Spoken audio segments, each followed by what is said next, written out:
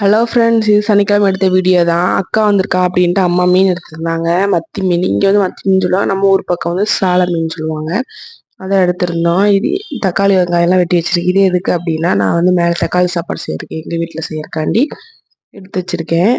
சாப்பாடுக்கு தேவையான பொருள் எல்லாம் வெட்டி வச்சுட்டு ரெடி பண்ணி வச்சுட்டு போயிட்டு அம்மா சாப்பிட கூப்பிட்டாங்க அப்படின்ட்டு அம்மா வீட்டில் வந்து வெள்ளை சாதம், மீன் வறுத்துருந்தாங்க, மீன் குழம்பு.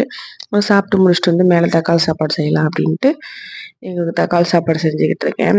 செஞ்சு முடிச்சாச்சு. அதோட முட்டை அவிக்க போட்டுட்டு சாப்பாடு செஞ்சு முடிச்சு எடுத்து வச்சாச்சு. அதோட அவர் வந்துட்டார். வந்து குளிச்சு முடிச்சதுக்கப்புறம் சாப்பிட்டோம் அப்படின்ட்டு குளிச்சுட்டு இருந்தாரு. அதுக்கப்புறம் தம்பிக்கு போய் சாப்பாடு ஊட்டிட்டு வந்தேன்.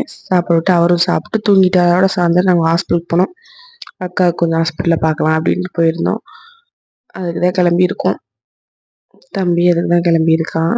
ஒரு செக்கப் கண்டி போகலாம் அப்படின்ட்டு போய் கிளம்பிட்டு இருக்கோம். எங்கள் அக்கா கிளம்பிட்டா. அவரோட ஆட்டோ புக் பண்ணியிருந்தோம். வெளியில் வெயிட் பண்ணிட்டு இருந்தோம். ஆட்டோ வந்துருச்சு. ஆட்டோ வந்தோடனே கிளம்பிட்டோம். எங்கன்னா சாய்பாபா கோயில் தான். காலனிக்குள்ள ஒரு ஹாஸ்பிட்டல் போயிருந்தோம்.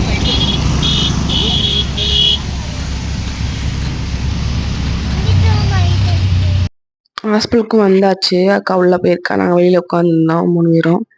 ஆனால் செக்கப் முடிஞ்சிருச்சு. அப்படியே மணி 6:30 ஆயிடுச்சு. சரி டீ குடிச்சிட்டு போயிடலாம் அப்படின்னு பேக் எடுத்து வந்து ஒரு ஃப்ரெண்ட்ஸு போய் 2 டீ, அதுக்கப்புறம் காலிஃப்ளவர் சில்லி ஆர்டர் பண்ணியிருந்தோம். சாப்பிட்டு தம்பிக்கு ஜூஸு அப்படிலாம் வாங்கி கொடுத்துட்டு வந்தாச்சு. தம்பிக்குன்னா அக்கா பையனுக்கு, என்னோட பையனுக்கு இல்லை.